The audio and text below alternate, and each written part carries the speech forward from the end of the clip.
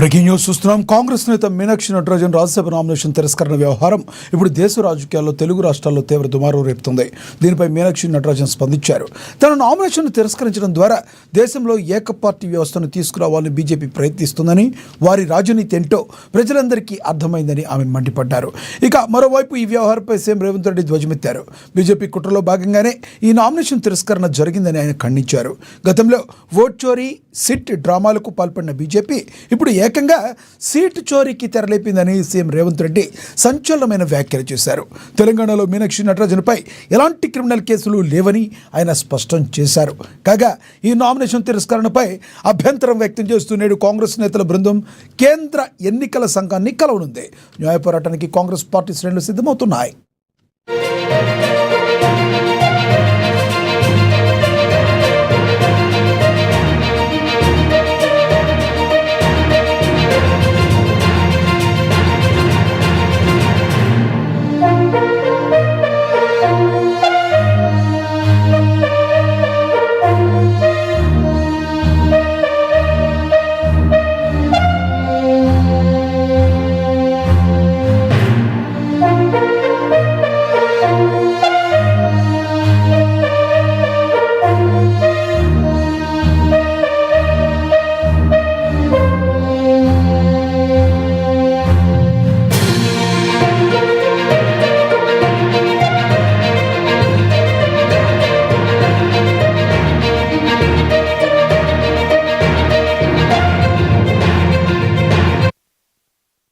కాంగ్రెస్ నేత మీనాక్షి నటరాజన్ రాజ్యసభ నామినేషన్ తిరస్కరణ వ్యవహారం ఇప్పుడు దేశ రాజకీయాల్లో తెలుగు రాష్ట్రాల్లో తీవ్ర దుమారం రేపింది.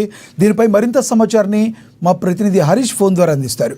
హరీష్, చెప్పండి, సార్, ప్రధాన కారణం ఏం చెప్తుంది? ఇక్కడ ఈసీ మీనాక్షి నటరాజన్ యొక్క నామినేషన్ తిరస్కరణకు గల ప్రధానమైన కారణం ఏంటి? రైతు లక్ష్మీ గారు, కాంగ్రెస్ పార్టీ సీనియర్ నాయకుడు, తెలంగాణ కాంగ్రెస్ పార్టీ రాష్ట్ర వ్యవహారాల ఇన్ఛార్జి మీనాక్షి నటరాజన్ కు ఊహించని షాక్ కలిగిందని చెప్పొచ్చు. ఆమె తాజాగా మధ్యప్రదేశ్ నుండి రాజ్యసభ ఎన్నికలకు సంబంధించి పోటీ చేసేందుకు ఏదైతే నామినేషన్ దాఖలు చేసిన నేపథ్యం అయితే కనిపించింది. ఒకవైపు మధ్యప్రదేశ్ లో 3 స్థానాలకి సంబంధించి కూడా నామినేషన్లు ఏదైతే అక్కడ 3 రాజ్యసభ స్థానాలకు సంబంధించి కూడా సంఖ్యాబలాన్ని బట్టి ఒక సీటు కాంగ్రెస్ ఖాతాలోకి వచ్చే అవకాశం అయితే కనిపించింది. ఇక కాంగ్రెస్ అధిష్టానం కూడా కాంగ్రెస్ ఖాతాలోకి వచ్చే ఆ సీటుకి ఏఐసిసి రాష్ట్ర వ్యవహారాల ఇన్ఛార్జ్ మీనాక్షి నటరాజన్కి సంబంధించి కూడా స్థానం నుంచి ఆ బరిలో దింపింది. కానీ ఆమె నామినేషన్ తిరస్కరణకి సంబంధించి ఇక తెలంగాణలో ఏదైతే తనపైన కేసు నమోదైనట్టుగా కూడా అఫిడవిట్లు సమర్పించలేదని కూడా బీజేపీ సెంట్రల్ ఈసీని సంబంధించి కూడా ఫిర్యాదు చేసిన నేపథ్యం కావచ్చు. నిన్న రిటర్నింగ్ అధికారి పరిశీలించిన తర్వాత ఆమె నామినేషన్ సంబంధించి కూడా తిరస్కరణ గురయ్యే అవకాశం అయితే కనిపిస్తుంది. ఇక ప్రధానంగా మధ్యప్రదేశ్ రాష్ట్ర రాజకీయాలకు సంబంధించి కూడా ఆసక్తికరంగా మారిన పరిస్థితి అయితే కనిపిస్తుంది. ఎందుకంటే అక్కడ 3 స్థానాలకు సంబంధించి కూడా సంఖ్యాబలంకు కాంగ్రెస్ పార్టీ ఖాతాలకు వస్తుంటే ఒక బీజేపీ అనూహ్యంగా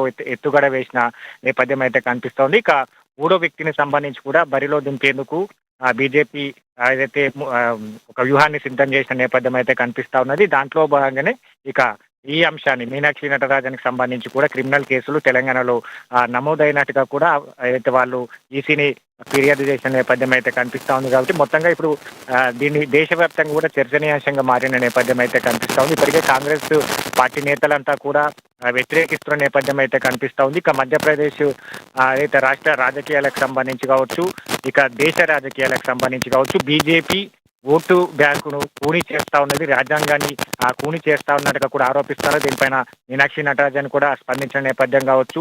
రాజ్యాంగాన్ని బీజేపీ కూని చేస్తా ఉన్నది, రాజ్యసభ అభ్యర్థిగా మీనాక్షి నటరాజన్ కు నాకు ఎస్ఐఆర్ పేరుతో దేశవ్యాప్తంగా కూడా ఓటు చోరికి పాల్పడుతున్న బీజేపీ నేతలు ఇప్పుడు రాజ్యసభ సీటు కోసం సీటు చోరికి పాల్పడుతున్నట్టుగా కూడా ఆమె వ్యాఖ్యలు చేసిన నేపథ్యం అయితే కనిపిస్తా ఉన్నది.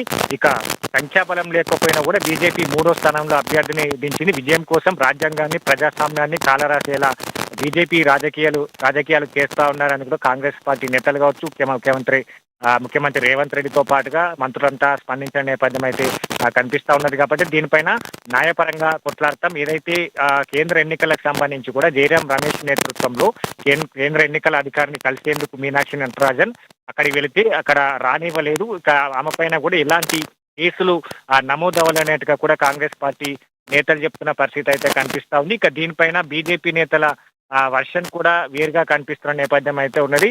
ఇక ముఖ్యంగా బీజేపీ నేతలు ఆరోపిస్తున్న దాని ప్రకారం గతంలో తెలంగాణ రాష్ట్ర వ్యవహారంగా ఇప్పుడు రాష్ట్ర గతంలో తెలంగాణలో మీనాక్షి నటరాజన్ పైన నమోదైన పిటిషన్ కి సంబంధించి కూడా ఆ సమన్లు జారీ అయ్యాయి. ఒక మహిళకు సంబంధించి కూడా నారాయణపేట జిల్లాకి సంబంధించిన ఒక మహిళకు సంబంధించిన లైంగిక వేధింపులను గురి చేయడంతో పాటుగా అక్కడ నారాయణపేట కాంగ్రెస్ అధ్యక్షుడు శివకుమార్ రెడ్డి పైన పోలీసు కేసు నమోదైంది. తను ఎవరైతే మహిళ ఉన్నారో ఆమె నేరుగా పోలీస్ స్టేషన్ లో కేసు పెట్టడం జరిగింది.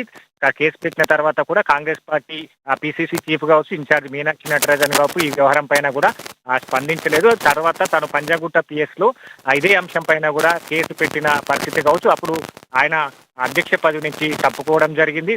దాని తర్వాత కాంగ్రెస్ పార్టీ దీనిపైన ఎట్లాంటి ధృవీకరణ పత్రాలు ఇవ్వలేని పరిస్థితి కావచ్చు. ఏదైతే అధ్యక్ష పదవి నుంచి తొలగిస్తున్నట్టుగా ధృవీకరణ పత్రాలు ఇవ్వలేదు, ఆయన పైన చర్యలు తీసుకోలేదు. కాబట్టి పంజాగుట్ట పిఎస్ లో in charge Meenakshi Natarajan PCC chief తో పాటుగా పలువురు కాంగ్రెస్ నేతలు ఏదైతే మంత్రి వాకిటి శ్రీహరి, అలాగే డిసిసి అధ్యక్షుడు ప్రశాంత్ రెడ్డి కావచ్చు, చిట్టం పర్ణికారెడ్డి ఎమ్మెల్యే కావచ్చు, ఇక్కడ కొంతమంది నేతల పైన ఏదైతే ఆ మహిళకు సంబంధించి కూడా కేసు నమోదు చేసింది. దీని ఆధారంగానే కోర్టు సమన్లు జారీ చేసింది. ఈ కేసుకు సంబంధించి కూడా ఇంకా కొనసాగుతున్న పరిస్థితి అయితే ఉన్నది. కాబట్టి ఈ అంశాన్ని బీజేపీ బలంగా చూస్తుంది. ఒకవైపు కాంగ్రెస్ పార్టీ నేతల వర్షన్ వేరా ఉన్నది.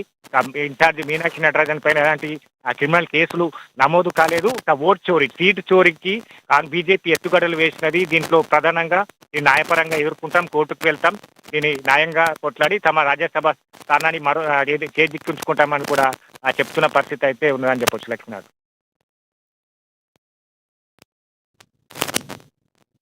Thank you Harish.